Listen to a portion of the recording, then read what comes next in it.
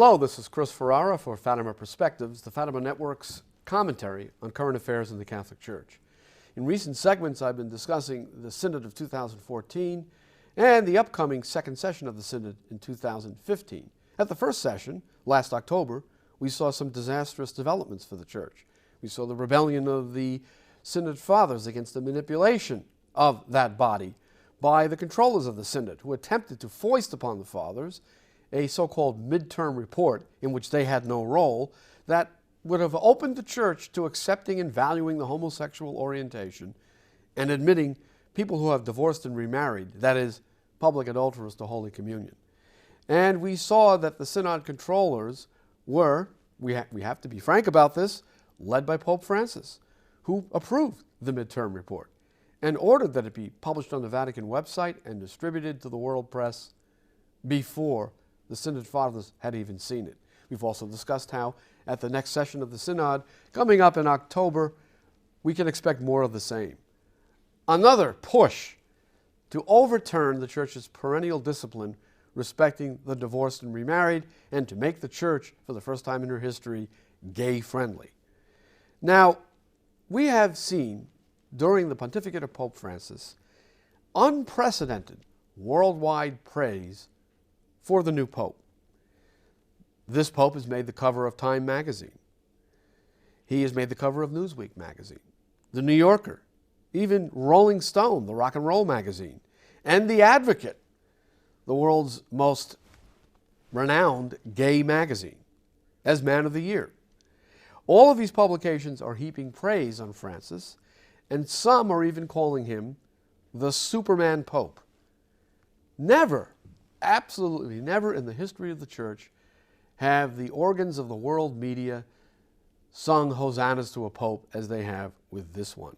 On the contrary, Francis's predecessor, Pope Benedict XVI, was despised by the world press. They called him the Rottweiler. They suggested that his ties to the Hitler Youth, which all German children were required to participate in, indicate that he is an ecclesiastical fascist. There was nothing but loathing and hatred for Benedict XVI, as compared with Pope Francis, now being hailed as the Superman Pope. Now, Pope Francis himself apparently has been taken aback by this development. And he said, and I quote, "To paint the Pope as some sort of Superman, a star, is offensive. The Pope is a man who laughs, cries, sleeps calmly, and has friends as everyone else. A normal person." End quote. With all due respect to Pope Francis, I don't think he gets it. The world is calling Francis the Superman Pope not because it thinks that there's anything extraordinary about Francis himself. The world press knows quite well that he's an ordinary man who laughs, cries, sleeps calmly, and has friends like everyone else. They know that he's quite ordinary. What leads them to call him the Superman Pope is the things that he has said and done, which, as the world recognizes, diminish the image and credibility of the Catholic Church. We all know some of the examples. Let me recall a few of them here. He talks about the Church's traditions as, quote, little rules and structures that he has likened to being in a prison. He has made constant public attacks and insults directed to those he considers rigid Catholics, so many of them that one blogger has compiled what he calls the Pope Francis Little Book of Insults. He has been mocking his subjects, essentially for being too Catholic, in his opinion, almost since the moment he was elected. And yet he displays an attitude of, I'm okay, you're okay, when he deals with Protestants, Muslims, Jews, and even atheists. And of course there was his attempt to create an opening to gays and people living in a state of public adultery at Synod 2014. Now, some of you who are watching this commentary may think that what I'm saying is overly harsh. But let me suggest that you conduct a little thought experiment for yourself. How long do you think the world press would continue to call Pope Francis the Superman Pope if he began a staunch defense of the Church's doctrine on the indissolubility of marriage, if he adamantly rejected any idea that public adulterers could be admitted to the sacraments of confession and Holy Communion, if he said the church cannot possibly accept and value the homosexual orientation as such, which is what the midterm report of the First Synod that he approved dared to declare, what if he rejected that?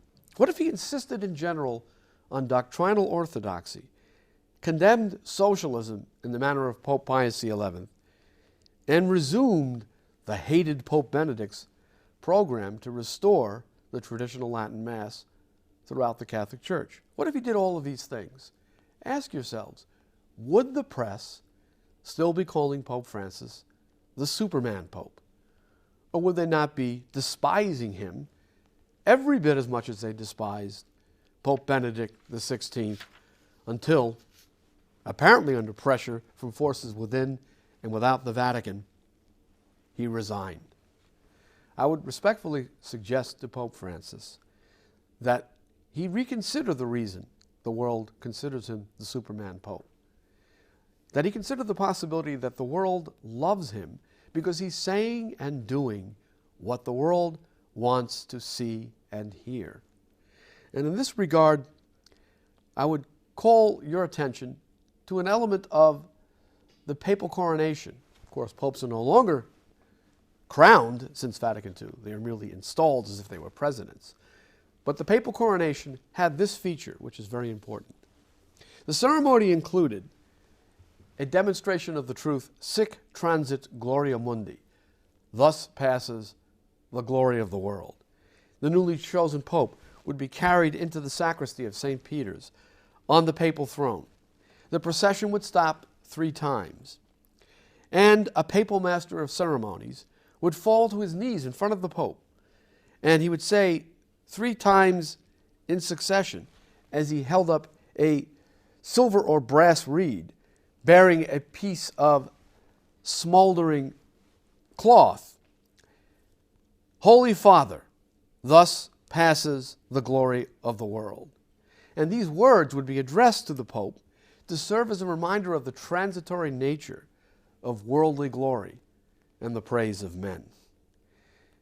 It should come as no surprise that this magnificent ceremony, reminding the Pope of the reason he is on earth, to lead souls to the world to come, not to achieve the approval of the powers of this world, that this ceremony was abandoned in 1963, 3 years after the third secret of Fatima was to have been revealed to the world.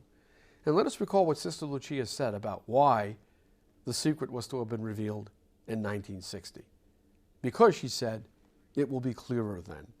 And what have we seen in the Church but a crisis that gets worse with each passing decade, until now we have a synod on the family that seems intent on attacking the family itself.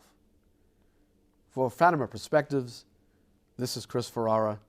Until the next time, God bless you.